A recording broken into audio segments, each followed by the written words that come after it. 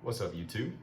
This is Josh Palal, back with another episode of your very favorite YouTube series pertaining to prison, Tales from the Jungle, episode 4. A common question I get asked is, people ask this like just constantly, did you ever get in any fights in jail or prison? And personally, I almost think that's kind of an absurd question. They say there are no dumb questions, but of course I got in fights whenever I was in jail and prison. You basically have to. If you don't and you're scared to fight, and they're going to find that out really quick, they're going to start taking your lunch trays. They might take more than that. You have to be willing to fight. You have to be ready to fight. Most people fight at the drop of a hat.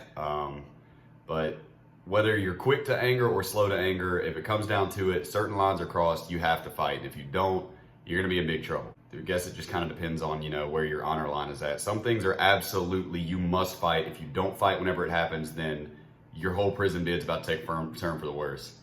Like, if somebody calls you a bitch, you have to swing on them immediately. Hands down, it's a hot button word. Somebody calls you anything feminine normally, but bitch is definitely. But if they call you hoe, slut, girl, woman, bitch, petty boy, sissy, punk, anything that has a feminine or gay connotation, you have to attack immediately. Don't ever call anybody that in jail and prison unless you are prepared to defend yourself. It's just simply, for some reason, being gay is basically regarded as the least respectable thing that you can be, alongside being a sex offender or a snitch. Those three kind of go hand in hand in that world.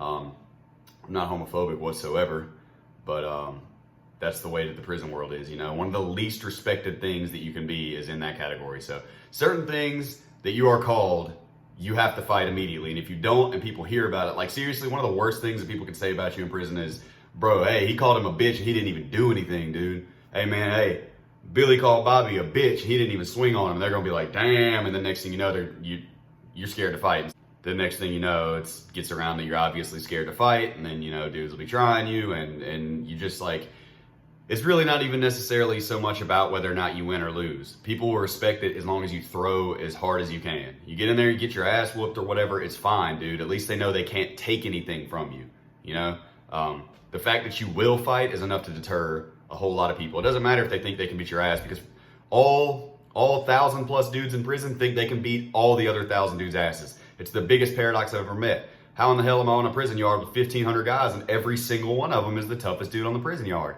Real funny how that works, isn't it? Real strange. But anyways, you have to fight, period. You're going to get tried shortly after you get there. And if you don't do it, word's going to get around you're scared to fight, and then your commissary's forfeit. And like I said, possibly more if you go to a rough enough prison. But anyways, so I figured that I would tell today the most memorable of the fights that I got in. I was pretty wild in high school, as a lot of people remember. I really regret the way that I acted whenever I was younger. I think most of us do. Maybe me more so than others, but I'm not sure. So luckily I was no stranger to, fighting at the drop of a hat, particularly over something ignorant. But I also got enough practice to where I was able to defend myself. And I'd been pretty lucky up to this point as far as my jail and prison fights. I'd always turned out quite well. I'm not an arrogant person anymore, so I don't want to be like, bro, I beat these dudes' asses or nothing like that. But it was definitely apparent that I didn't lose the fights that I got in. But in this case, I got to run for my money. And it's really funny because I didn't like the guy very much, but afterwards we became really good friends. But anyways, so this dude was actually a white CRIP. I don't know if he's seen my YouTube channel or not. I would love to talk to him again and catch up with him and maybe make a video out of that if I could. But he was a white CRIP. He was from Memphis, Tennessee. We're just gonna call him Freak. He had a nickname, but it was kind of similar to that. But and most of them end their name with Loke at the end because it means crazy, like crazy CRIP. But he was a white dude, but he was 100% verified. He was an authentic CRIP. He was very good businessman. He was about his money. He handled his business. He represented his gang. He wasn't on any kind of, I don't know how to put it. He wasn't doing dumb stuff. He was certified and accepted as a Crip. So don't think it's belittled by the fact that he was white. Heavily tattooed, face tattoos, all that, man. But I can't remember what it was for, but I owed him like $10 worth of stamps or something like that. And it was probably for something to smoke. But anyways, I got up this morning and I was on my way to visitation. My really good friend Chelsea and her mom had come to see me, which was like a 4-hour drive, maybe more than that, to come see me. And I was getting up, so it was like 10 o'clock in the morning or something, 9:30 in the morning for me to start getting ready for this visit. And I went down to go ask my other friend something. He was cellmates with him. They were still in a 3-man cell. I'm not mistaken, that 3-man cell is supposed to be illegal. But it was my really good friend in there with him, and a guy that I was pretty casual with. You know, I was on good terms with these 3 dudes. One of them I was really close with. I went down there to ask him something, and while I was in line to check the computer before I went down there, Freak was there standing in line next to me, and he said something about the money that I owed him or something like that, and I was still not even supposed to give it to him for like 2 more days. And I can't remember word for word what happened, but there was an exchange, and he said something about, and I was like, you can't be hassling me for money whenever I don't even owe it to you yet. Like, I'm not late on it, you know. You can start talking whenever I don't have it when I told you I would have it. And he said something about putting his shoes on. When somebody says they're putting their shoes on, it means they're going to get ready to fight. So I went back up to my cell and I put my shoes on. I went down to his cell. I went in the cell, and we had a little argument, right? It was nothing too serious. It was all good. But he was standing by the door, and he said, you know, and I'm sitting there like, it's crazy, bro. You can't be asking me for money that I don't owe you yet. I told you a date. You can't be talking shit before the day comes. But as he was standing there and we were arguing about it in the cell, he said, you're a pussy dog. And so, as I've said before, when somebody calls you something feminine, you can't make a joke out of it and say, pussy, haha, you are what you eat, you dickhead, or something like that. You got to say, punch, you know? So he actually started to turn away from me at that point, which really goes to show how much he was not expecting me to fight, I guess, because you don't say something to somebody or, you know, initiate a fight in any way and then turn away from them. So he kind of started to turn back towards the door, at which point I reared back and hit him with a right. And he actually had CRIP tattooed to his ear right here, and I busted the R pretty good. I heard later on that we were, I think that he might have got a little cauliflower ear from it, but I think that it just pretty much took the ink off right there, so it said CAPE after that, C-A-blank-I-P. Caught him in the ear, caught him pretty good. Didn't knock him stupid or anything. He turned around, swung at me once. I had my hands up. You know, you keep a hand up to defend yourself. I'm not going to sit here and try to impress everybody on YouTube with my air shadow boxing, so I don't want anybody to comment. It's like, LOL, he don't know what he's doing. I'm not sitting here trying to, you know, convincingly pantomime that I know how to fight. I'm not concerned about everybody else's opinion about whether or not I can. I never have been. When it's time, it's time. That's, you know, it's the way I look at it. I'm not egotistical about it anymore. But, so he turned around. He swung a little right at me. I kind of brushed it off with my left hand, and I think I swung another one at his chin or something like that. This is how complacent I had gotten fighting in prison, because like I said, I had done well up to now, you know. I had done quite well, was doing good. I'd won many fights, and winning fights will make you an arrogant fuck. You will start thinking that just nobody can mess with you and blah, blah, blah, blah, and all this terrible, dumb stuff. This dude swung a left at me, and I cannot even tell you how long it had been since somebody swung a well-placed left. Like, I've seen the dudes that don't put any weight behind their punches. They don't wind them up. They just do like this. That's not like this left. This was a well-placed, very powerful, wind-up swing left that I did not see coming. So obviously, I've got my hand up like this, which is, you know, blocking his right side. This dude put this left right here. I mean, man, this dude clocked me, man, like a brick. I mean, this dude had a mean left hand. I didn't see it coming. To this day, I don't remember if he was actually even left-handed or not, but man, the dude put that left right where he wanted it. He actually split my gum because my mouth was open. For some reason, you don't open your mouth when you fight, but I used to have a real bad habit of talking smack whenever I would fight people, so I was probably saying something. You can actually see footage of that if my buddy Bailey would ever cough it up, footage of a fight I got in. I used to talk smack whenever I fought. Man, that's a terrible idea, because when he swung, my tooth cut through my gum. I mean, like, it had to be about 2 millimeters from showing through my cheek right here, bro. I mean, I thought I was going to have to go to the hospital. I still got a little lump of scar tissue right there. It was gnarly. Well, so he punched me like that, and I'm talking about, man, I thought I was seeing stars for a second. So naturally, I kind of tried to throw up an elbow because he kind of came at me. These 3-man cells is like the size of half of a public bathroom, like the size of like a stall in a public bathroom. So there's not a lot of room to fight. Almost all fights in a stall will end up grappling, you know.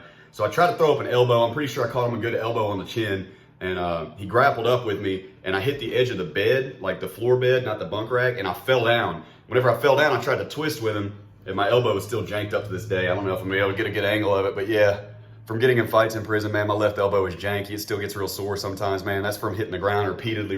People would grapple up with me, and we'd go down, and my elbow would hit the floor just over and over. A lot different than that side. So we went down, right? My elbow like fractured on the ground, and I was trying to catch my other elbow into the side of his head, but he actually pushed off on my chest and stood up.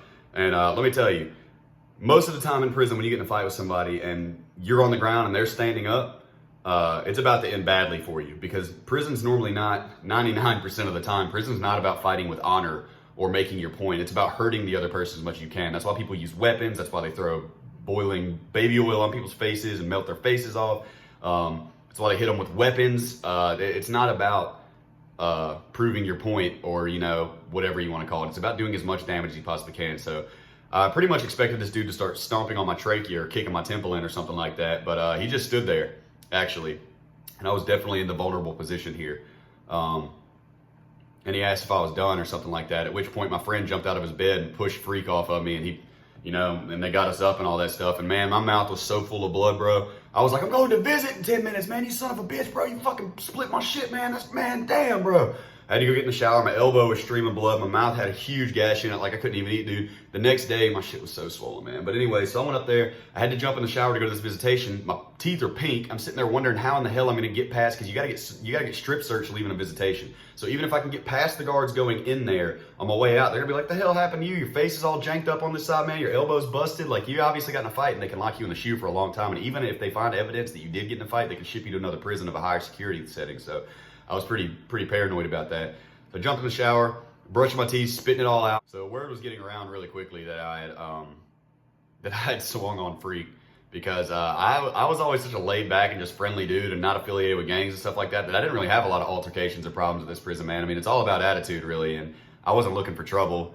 I didn't, you know, I wouldn't try to avoid it if it was coming my way, and it could not be avoided, you know, but I didn't go out of my trouble to cause anything. So I think a lot of people were really surprised that, like, little friendly, funny dude, Spider-Man over here, you know, just swung off on Freak, who was a well-respected member of, you know, and this wasn't anything that could have gotten out of hand, like all of a sudden the Crips are against me, you know, like Freaky holds his own, and he speaks for himself and all that stuff, and they weren't on that kind of stuff, you know, just like, oh, this one dude, it was all good, and I was still friends with a lot of the other Crips there whenever this happened, but, so I went and took my shower, I come back down to get ready for my visit, and I went in there, and they were bleaching the floor because there was blood on the floor from his ear, my mouth, and elbow and all that. They were cleaning the floor up, and I can't remember why I went in there. I said something to somebody or something like that. I think I might even just said, like, bro, leave me alone, bro. I'm gonna have your money. Like, you can't be talking shit before I'm supposed to have it. And as I turned to walk out, he was like, hey, look, hey, I respect it. He said it first, you know. He was like, hey, I respect it, dude. You know, I shouldn't have said what I said, man. I respect that you swung off, man. I respect that we kind of, you know, all right, cool. So I went to visitation. They bought me a pizza, which pretty much plugged this hole. I actually thought I was gonna have to go to the hospital, bro. When I say this hole in my mouth was like a millimeter away from my cheek, I'm not kidding you. The next day, my face was swelled up like this, and they came back for a second day visit. So I told the dudes that I had a gum infection. And a lot of the times the COs aren't really tripping about it. I mean, they know we fight in there, man. You got to have a real bad popo ass, snitching ass, beady eyed little bastard to actually try and lock you up for a fight that he can't prove happened.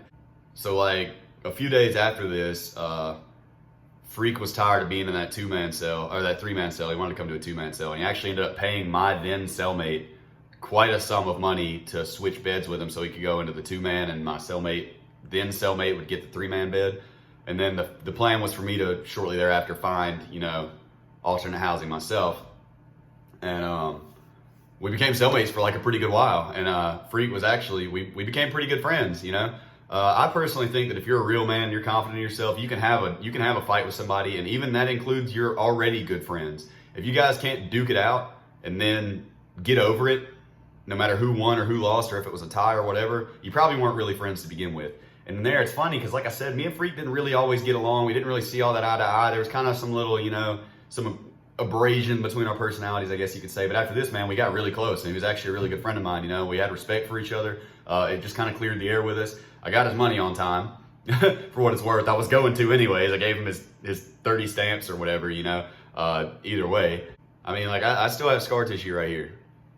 I still got a little lump right there, man. It healed up, surprisingly. And as you can tell, I mean, my elbow looks like an eagle's beak or something like that, man. But that's not just from him, man. My first bid, I always did all right in my fights. That's the closest one that I could say to saying that I lost. Which, I mean, it was pretty much about tied up until we went down to the ground. And then he definitely, although he landed that mean-ass punch, bro. That was a lot worse, in my opinion, than the one that I got on his ear. But we pieced each other up pretty good. I went down. And he definitely could have messed me up if he wanted to, but he had honor about himself, man. He showed some respect, some honor. He just stood up and made sure that I was not going to continue anymore. You know what I mean? When I went back on violation and did my other year, I definitely have either gotten old or out of shape or out of practice or something, because I definitely did not do nearly as good in the fights that I got in there. I got in as many fights in my 1 year at a low security as I did in my 5 years at the medium high securities. That's a story for another day, man. Those low securities are buck wild. I'd rather be at a medium high any day of the week. 200 guys living in one room is just complete insanity. But for the 5 years, I did all right. I held my own, you know. In my 1 year, I still wasn't scared to fight. I'd still go if I had to, but I definitely did not come out on top as often as I had before. But Freak gave me a run for my money, man. He split my mouth wide open. I did not see that left coming, but that's just one of the regular stories, man. I know this isn't like the craziest tales from the jungle, but I do get asked a lot. People say, tell a fight story, tell a fight story. So yeah, we were doing pretty good. I clipped him in the ear, you know, threw him a little elbow to the chin, whatever, and that left hook, man, oh my God. I did not see that left hook coming. I'd gotten arrogant and I'd gotten complacent, and I paid the price that day. So keep your mouth closed when you're fighting, and be aware of the fact that they have two hands. So, hope you guys have enjoyed the 4th installment of Tales from the Jungle. This one was not the most exciting one, of course, but it is a true story. I mean, I have no problem admitting it whenever I lose a fight. A real man can say that he lost a fight. I would definitely say this was 60 to 70% his way, just from the ending and that left hook that he gave me. You know, it's definitely the one where I was like, man, that left hook. I'll never forget that, man. He'd like to have knocked my lights out. Luckily, I never got knocked out cold, but that's probably the closest that I ever came to it. So, Twitch has been going great. I stream all the time. I stream a lot of RuneScape. Sometimes I do Halo, I do other stuff, but my Twitch is www.twitch.tv/jpalault. Please give me a follow. Turn your notifications on. I've got 2,000 followers, but I'm only averaging like 35 to 40 viewers, and I'm really trying to get partner. I got a baby on the way. Come help me get partner so it can be even further profitable. I need more cushion. I have a baby coming. Please help me. I need the streamers to be watching the stream. Well, the viewers, not the streamers. Also, still playing RuneScape all the time. I play old school only, but RS3 or old school can join our clan chat. If you don't understand what I'm talking about, I'm sorry. My RuneScape name is the RS Felon. I hang out in the Tan CC. I leave my private on, but it's getting kind of hectic. I'm getting a lot of love messages, man. I love the support. But the best way to talk to me, even though my private is on, is please just join our clan chat, man. You can stay there forever. We got a great community, a lot of good dudes. We like helping each other out. Don't come in there and just start begging for money when nobody knows you, man. Kick it for a couple months, you know what I'm saying? Do a lot of PVMing. Everything's going great, man. Got a baby registry on Amazon you can find. I'll set up my Streamlabs donation. I'm sorry I haven't been streaming on YouTube lately. I've been really busy with Twitch and doing real life stuff. As you can see, I've got my tripod. I got a clip microphone that I can use now, but I've been trying to figure out how to use it. I'm having a lot of trouble, man. So today I just decided to just say screw it and do the Tales from the Jungle. Although the video quality is going to enhance greatly here soon. I've got Sony Vegas on the computer. I got the microphones here. I got my tripod. We got the high definition camera. We're good to go. I just got to keep learning how to use it, guys. The sound is coming in really distorted from my microphones, and I got to adjust the settings. So I just figured I'd fire this one off real quick, man. Next Tales from the Jungle is probably going to be crazier. All right, we're going to get back into the wild stuff soon, but I get asked this a lot. So much love, everybody. Have a beautiful day. Thank you for all the love and support, and I will talk to you very, very soon. Thank you, guys.